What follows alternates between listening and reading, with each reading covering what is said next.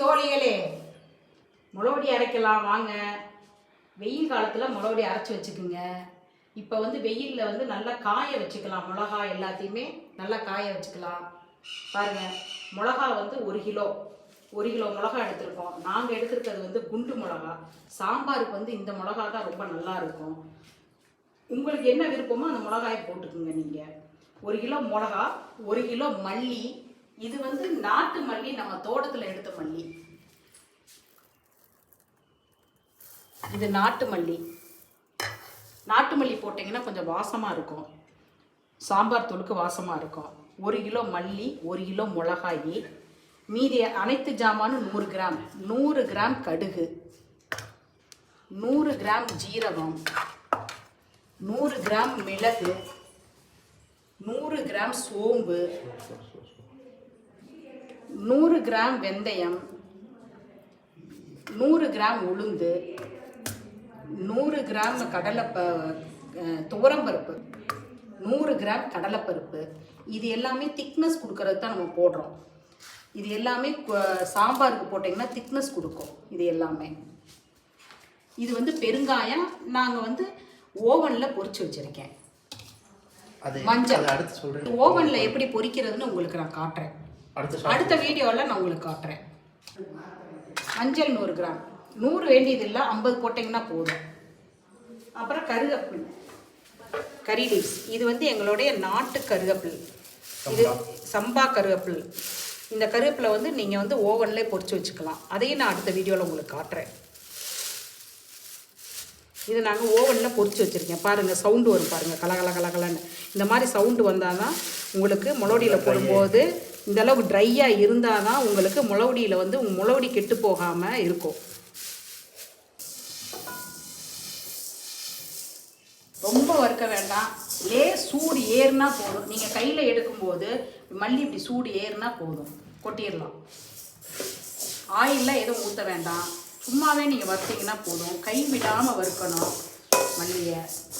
கருக விட்டுறாதீங்க. கருப்பாக ஆயிடுச்சு அப்படின்னா அந்த டேஸ்ட்டே போயிடும். உங்களுக்கு சாம்பார் வாசம் இருக்காது. மல்லி தான் மெயின். சாம்பாருக்கு வந்து மல்லி தான் மெயினு. அந்த மல்லியோட வாசம் இருக்கணும். அதனால் அடுத்து ஜீரகம். ஜீரகமும் சூடு ஏறினா போதுங்க. ஜீரகம் வந்து ரொம்ப கருப்பாகி வறுத்துறாதீங்க. ஜீரகம் வந்து ரொம்ப வறுக்கும் போது உங்களுக்கு கசப்பு தன்மை வந்துடும் உங்களுக்கு ஜீரகம். அதனால் வந்து ஜீரகம் சூடு ஏறினா போதும். எந்த பொருளையுமே லேசாக சூடேற்றி போட்டால் போதும். முளவடி வந்து நம்மளுக்கு ரொம்ப நாளைக்கு வரணுங்கிறதுனால தான் நம்ம இதெல்லாம் சூடேற்றி போடுறோம். இல்லைன்னா அப்படியே கூட போட்டு அரைக்கலாம். லேசாக சூடேற்றி போட்டாக்க அந்த முளவடியோட தன்மைகள் நல்லாயிருக்கும். சூடேறினா போதும். மிளகு, அடுத்து சோம்பு. சோம்பு சூடு ஏறினா போதும். சோம்பு வந்து விருப்பம் இருக்கிறவங்க போட்டுக்கோங்க சோம்பை. எங்களோட இது கொங்கு ஸ்டைலில் தான் நாங்கள் வறுத்துக்கிட்டு இருக்கிறோங்க. இது வந்து எங்களோட அம்மாவோட ட்ரெடிஷ்னல் இது. அம்மாவை தான் ஃபாலோ பண்ணுறோம் நாங்கள். எங்கள் அம்மா எப்படி பருப்பாங்களோ அதை தான் நாங்கள் இப்போ வரைக்கும் ஃபாலோ பண்ணி அரைச்சிட்ருக்கோம். அடுத்து கடுகு வந்து வெடிக்கணும், பொரியணும். உங்களுக்கு எண்ணெயில் போட்டால் பொரியும்ல, அது மாதிரி நீங்கள் வறுக்க வந்து கடுகு வந்து பொரியும். கடுகு வந்து பொரியணும்.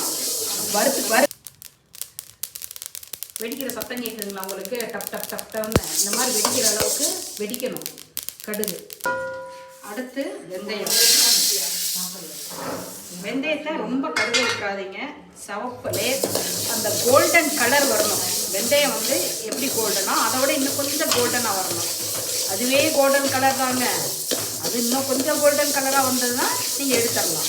அதான் அதோட பதம்.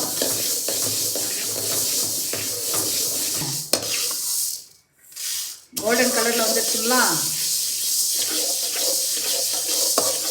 ஒவ்வொரு பொருளையும் ஒவ்வொரு கலருக்கு கொண்டு வர்றதுனா சும்மா சாதாரண விஷயம் நினைச்சிங்களா? கஷ்டம்தாங்க. அடுத்து கடலைப்பருப்பு. இவன் இருக்கான் பாருங்க, இந்த கடலைப்பருப்பு. இவனை தாங்க பார்த்து வறுக்கணும். என்னங்க பாத்துக்கங்க, அம்மா கையிலே வறுக்கறாங்க. இவனை தான் பார்த்து வறுக்கணுங்க. கொஞ்சம் கையை விட்டீங்கன்னா அடியில் இருக்குது கருகி போயிருவியா. பார்த்துக்குங்க. என்ன நம்மளை டென்ஷன் பண்ணுறவனே இவன் தான். இந்த கடலப்பருப்பு தான். இதை தாங்க பார்த்து பொறுமையாக ரொம்ப நிதானமாக அப்படியே கையை விடவே கூடாதுங்க. தோழிகளே பார்த்தீங்களா கடலப்பருப்பை? இதுக்கு 5 நிமிஷம் கையை நான் விடாமல் வருதுருக்கு. உங்களுக்கு கம்மியாக தான் தெரியும். என்ன உங்களுக்கு வீடியோ கம்மியாக தான் நாங்கள் போடுவோம். 5 நிமிஷம் என் தோள்பட்டையே வலிச்சிருச்சுங்க ஃப்ரெண்ட்ஸ். பாருங்க, டீயை குறைச்சி வச்சுக்கிட்டே இப்படியே வறுக்கணும். கொஞ்சம் கருகுச்சு, அவ்வளோதான். அதோட அடுத்தவே வந்துட்டான்னு பாருங்க. இவனும் அப்படியே தானுங்க. இவனே அப்படி தாங்க வறுக்கணும். இவனையும் இப்படி தாங்க வறுத்தாகணும். முதல்ல அவனை வறுத்த பார்த்தீங்களா? என்ன உளுந்துங்க பாருங்க, உளுந்து. இதையும் அப்படி தாங்க வறுக்கணும். விடவே கூடாதுங்க கையை. உளுந்தம் பருப்பு வாசம் வரும். வந்தால் போதுங்க, எடுத்துடலாம். இதெல்லாம் ஏன் இவ்வளோ கஷ்டப்பட்டு வறுக்கிறோம் அப்படின்னா, உங்களுக்கு இதெல்லாம் வண்டு பிடிக்காமல் இருக்கும். பொடி சாம்பார் பொடி வண்டு பிடிக்காமல் இருக்கும். துவரப்பருப்பு வந்துட்டான் பாருங்க. அடுத்த வந்துட்டான். இவனும் அப்படித்தானுங்க. இவனையும் அப்படி தான் வறுக்கிறதுங்க. கையை விடவே கூடாதுங்க. இவனும் செவந்தா எடுத்து போட்டுருவாங்க. கோல்டன் கலரில் வந்துருச்சுங்களா? தங்க கலரில் வந்துடணும்.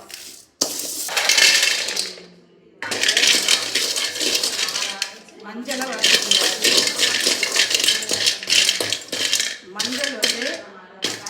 மஞ்சளை வறுக்கும்போது உங்களுக்கு தெரியும், கொஞ்சம் நேரம் சூடே இருந்தோடனே வெடிக்கும். லேசாக மஞ்சள் லேசாக வெடிச்சோடனே எடுத்து போட்டுக்கலாம். ஏன்னா மஞ்சள் வண்டு பிடிக்கிறதுக்கு நிறைய வாய்ப்புகள் அதிகம் இருக்குது மிளகுடியில். அதனால் மஞ்சளை சூடு ஏற்றாமல் போட்டுறாதீங்க. கொஞ்சம் கொஞ்சமாக பார்த்து சூடு ஏறினோடனே கொட்டிடணுங்க. கருகக்கூடாது. மிளகா சூடு ஏறுறதுக்கு தான் போடுறோம். மிளகாயை ரொம்ப வறுக்கிறதுக்கு போடணுங்க. லேசாக சூடு ஏற்றி போடுறது தான். கொஞ்சம் கொஞ்சமாக போட்டுங்க. போட்டு லேசாக சூடு ஏறினோடனே எடுத்து கொட்டிடணும். மிளகா கலரே வரக்கூடாது. சூடு மட்டும்தான் ஏறணுங்க. சூடு ஏறினோடனே எடுத்து கொட்டிடணும் மிளகாயை.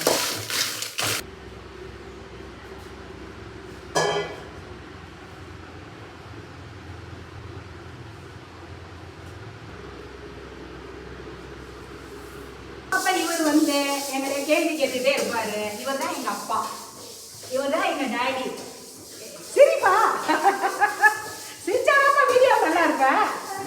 சிரிப்பா உடனே தான் கேள்வி பண்ணிட்டு இருக்கேன். சிரி. இவர் தான் எங்க அப்பா. பாத்துங்க, கேடி அப்பா இருக்குது. சரியான கேடி அப்பா. இதுக்கு முன்னாடி பார்த்தது நீங்கள் சாம்பார் தூள். இப்போ கறி மசால் தூள் பார்க்கலாம் வாங்க.